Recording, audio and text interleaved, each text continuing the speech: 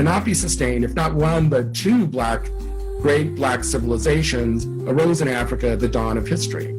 It is therefore entirely appropriate and even necessary to confront constructions of race for Nubia and Egypt in the recent past and acknowledge both civilizations as African and black. So did you face any of that type of backlash or harsh feedback from your stance on ancient Egypt? So yes, but interestingly, I haven't received any harsh feedback from Egyptologists. When I go around and I give talks on this subject, the Egyptologists who've been in the audience of my talks are very receptive, and they think that this is really important work and that I need to keep forging ahead with it. But I have gotten negative feedback, especially over email from Egyptians.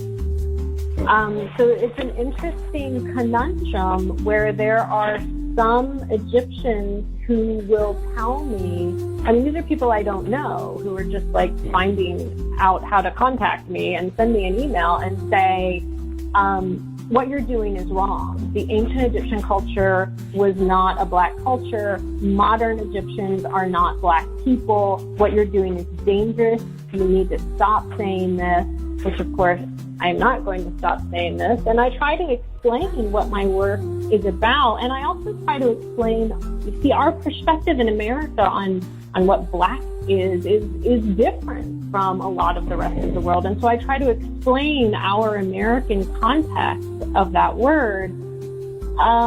But yeah, I've definitely gotten some harsh feedback. First off, the Egyptians, of course, were African, and we have evidence from Herodotus and other sources that Africans tended to be black, that they were a range of colors that would constitute black today, and they were actually, the Greek words that are used for them is black. Now, don't misunderstand me. I am not saying that the ancient Egyptians were not black, as we Americans perceive it. They were. The way we define black, with mixed race one drop rule, the way we define black as a positive thing, the Egyptians were black. So you're suggesting maybe these people migrated north? Yes, or their culture did, end up. Really east to the Nile Valley, east and north. East and north. Yeah, I see. So today in Egypt, the archaeologists often refer to, and I've been there, to connections between ancient Egyptian culture and the Sumerian culture and the Crete culture and the Persian culture. Yet when you visit Egypt, especially around Aswan in the southern part of the Nile, you see mostly black people. Yes. Yeah. And we know from the anthropological evidence that the people just predating the dynastic civilization in the Nabta Playa region were black African people.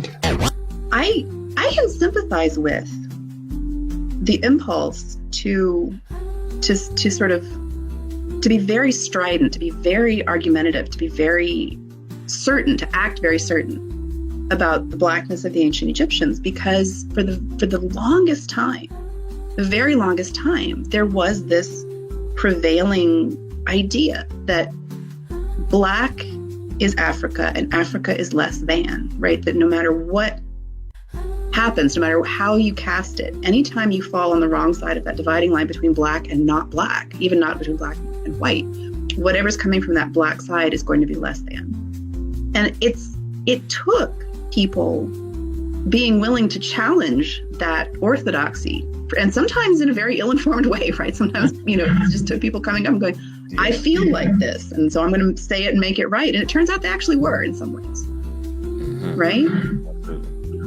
Because now we can look at Egypt and say, the ancient Egyptians are an African civilization. These are people that, by and large, we probably would have looked at and thought, oh, these are black people.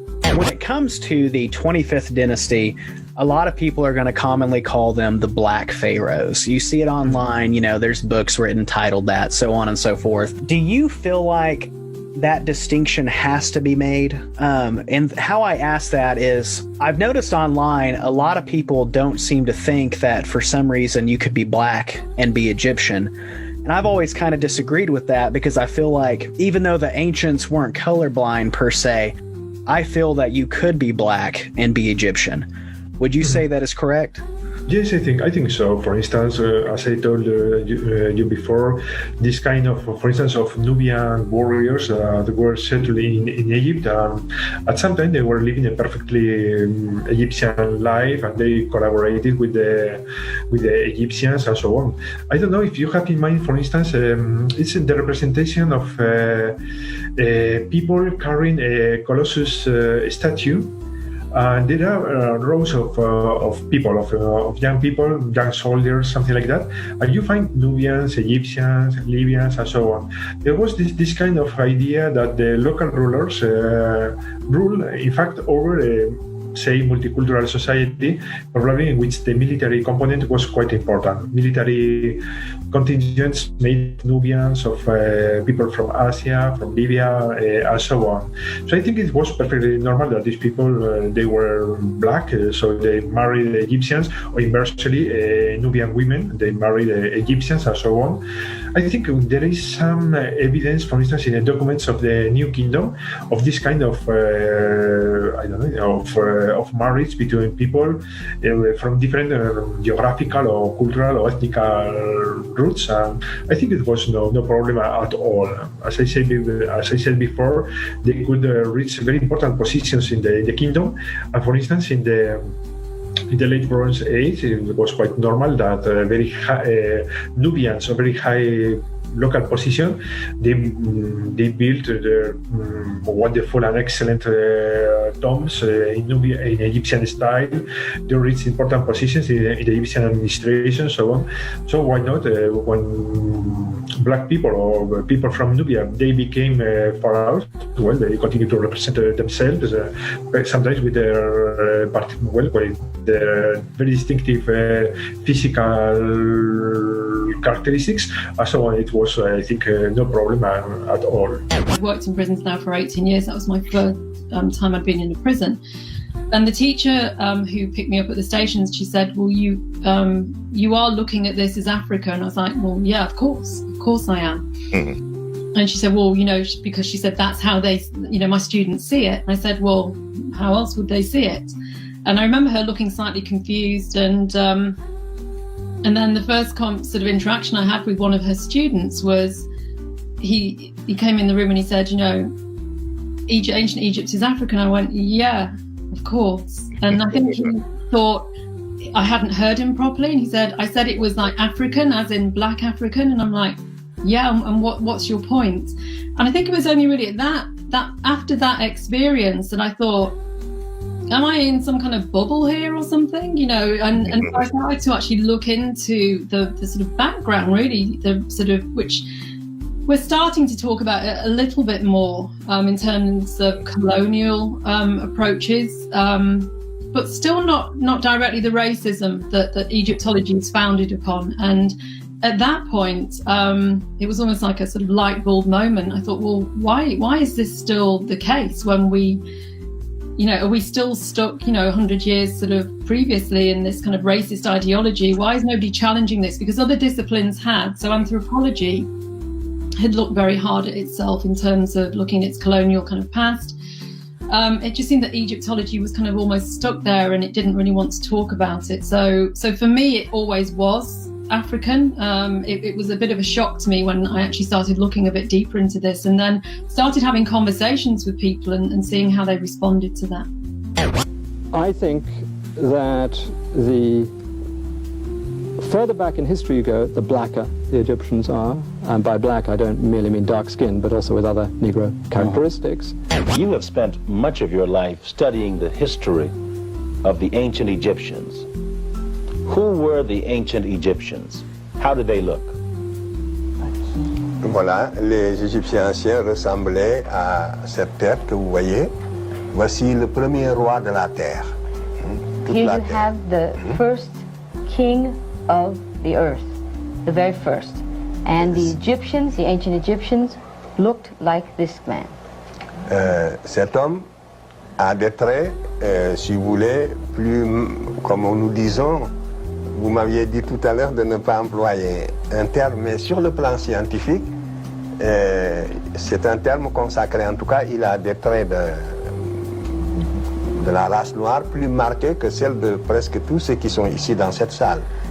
You can see that he has those traits that are associated with the black feature. Those features associated with the black race, which are even more pronounced than many of the people here. It was this man who unified the Nile Valley from Upper to Lower Egypt, and this was 3,300 years before Jesus Christ. Je passe donc, ce que je vais dire avant de passer au suivant, c'est que vous allez le voir donc déjà d'après ses traits et les traits aussi des pharaons qui vont suivre. You can see by his features and those of the pharaohs and kings that will follow it que les anciens Égyptiens n'étaient pas des blancs qui seraient devenus progressivement noirs et en perdant leurs traits. You can see that they were not a people that were started as whites and became progressively more black. Mais qu'au départ, c'était des noirs authentiques qui, à la basse époque, vont se métisser avec des blancs.